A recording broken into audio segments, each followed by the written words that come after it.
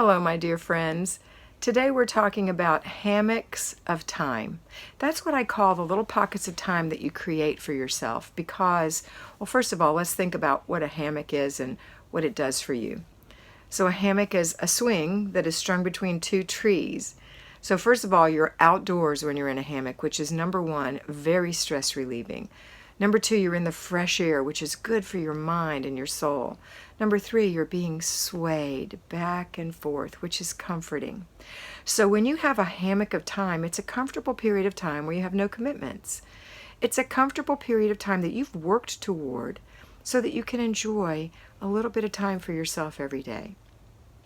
So when you're planning out your week, make sure you're careful to be thoughtful, to be insightful, to think about what you're doing. When you're planning in your planner, if you have a baby, make sure when your baby is sleeping that's your hammock of time. Try not to fold laundry during that time. You can fold laundry when the baby's up and crawling around. You don't have to fold laundry when the baby's asleep, and you need to have a hammock of time, okay? Or after the baby is in bed at night, or your bigger children are in bed at night, that's a hammock of time for you.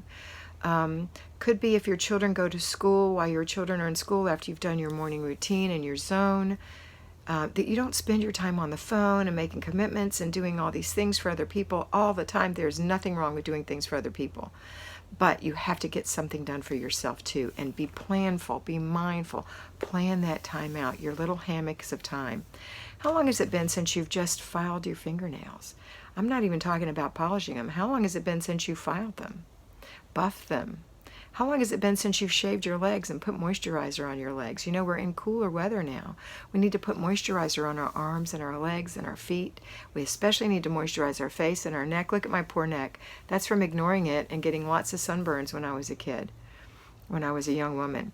See, before people knew about all the damage from UV rays. So I knew about my face. I didn't know about my neck. Oh, look at that. Ugh.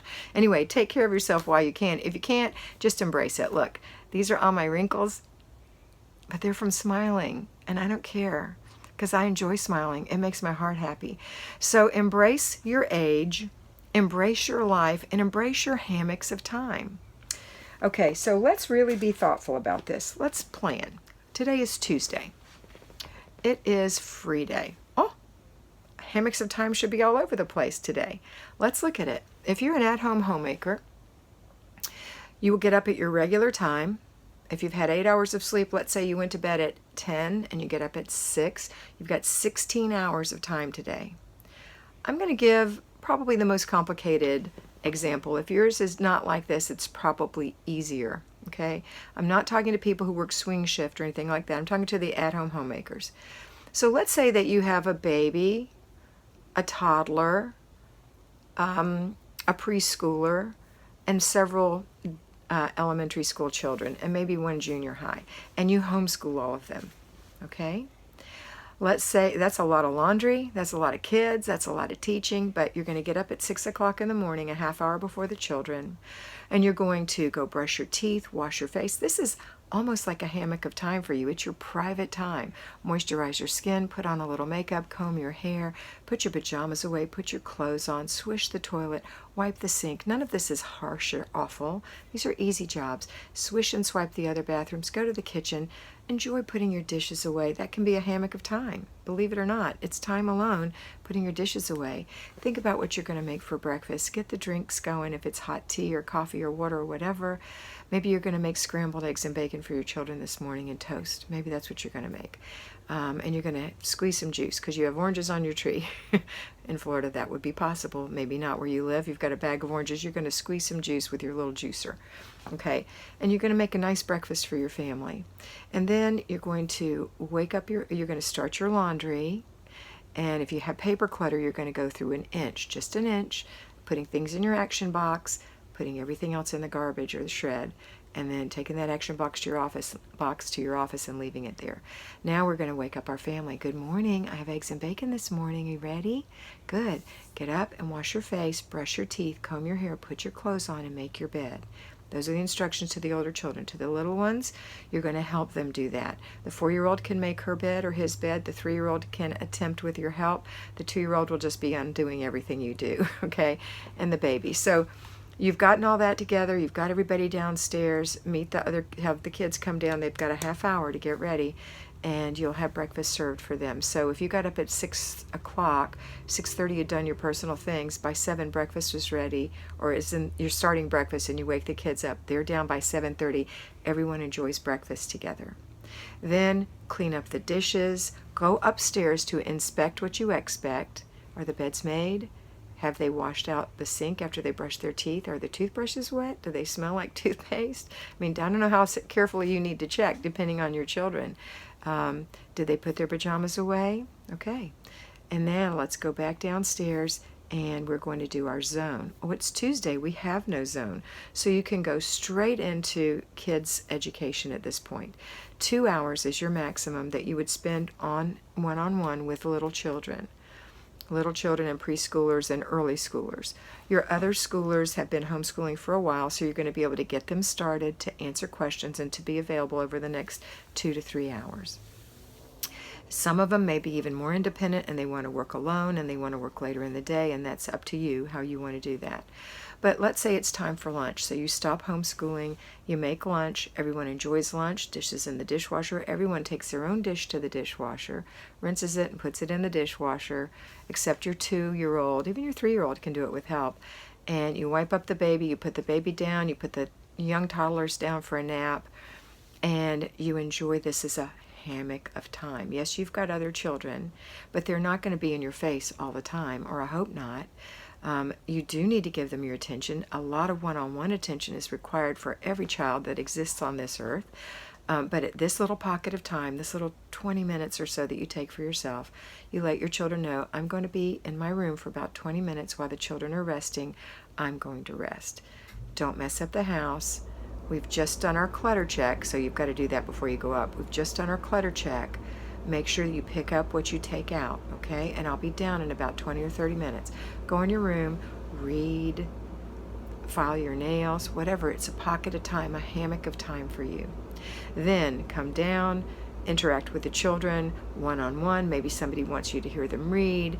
Maybe somebody wants to show you a leaf that they found. Maybe you want to work together on your Christmas decorations that are there are crafts for Christmas time, whatever. At about 2 o'clock, your babies get up from their nap. Everybody has a snack about 2:30. Clean that up. And then you're going to think, you've already thought about what's for dinner because you have it in your planner the night before and you took it out. So maybe you've already got it going in the crock pot, or you're going to slip it in the Instant Pot soon, or you're going to cook it however you're going to do. Okay, so dinner is kind of percolating. Whatever you're thinking about is happening. It's either going now in the crock pot or you're getting ready to make it. At about 5 o'clock, you start dinner, if it's a 20-minute preparation. If you've got an Instant Pot and what you're cooking takes longer, then you started earlier, because you want to serve your dinner around 5:30 to little children. And at 6 o'clock, everything's done. You clean up the kitchen, the kids help. Somebody sweeps, somebody wipes the table, somebody wipes the counters. You clean the stove, you clean the pots and pans. Everyone puts their dishes in the dishwasher, and that's it. So you enjoy the rest of the evening.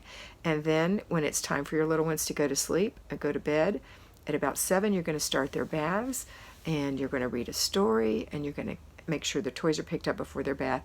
Take a bath, read a story, get kisses, kiss daddy. Somebody reads them a story, either you or dad. Night, night. We'll see you in the morning. Say your prayers, and then your babies go off to sleep. If you haven't sleep trained your children, please watch Super Nanny. She's got loads of videos on sleep training. It's something you really need to do for yourself and your family. But that's a person with a lot of children probably has been sleep training their children, because there's no way to not sleep train your children and exist with a lot of kids. It's too hard. Okay, so the next thing we're going to do is talk to our older children, get them ready for bed, or let them get ready for bed. They have the same kind of routine, pick up their stuff. Everybody brushes their teeth, flosses their teeth. Big kids start flossing their teeth. Even little kids, give them the little flosser. get a story they can read to themselves, read to you. You can read aloud to a group of them, whatever it is, whatever your plan is, whatever your routine is. And then they're in bed for the night. Your older children and teenagers can go into their rooms at a certain time. Maybe 10 o'clock is their bedtime. Maybe they want to sit out with you. If that's your family's habit, that's fine. If not, then they go on to their rooms and relax for the evening. Maybe they need a little quiet time because they're in a big family. But whatever it is, we always stayed with Mom and Dad till 10, and then we all went to bed at the same time. For you, you're going to go to bed at 10. Everybody else needs to be in bed at 10. You're going to make sure that dishwasher's running, the sink is wiped out, there's no extra dishes. You put out a new towel, and you go to bed. But you see, you have little pockets of time. You have that little hammock of time at lunchtime when the babies are sleeping. You have that little hammock of time between bedtime and after dinner routine. And you may find other hammocks of time when the children are just playing comfortably and you don't have any work to do. Now, this day didn't have you doing a weekly home blessing hour or errands or anything like that because it was Tuesday. And if you're a payroll homemaker, your pockets of time are going to happen every evening, maybe a little in the morning, but every evening, and then on Saturday afternoon and Sundays. That's your pockets of time. So I hope that you find pockets or hammocks of time for yourself. It's very important. And I hope that you will always remember to be beautiful because you are beautiful.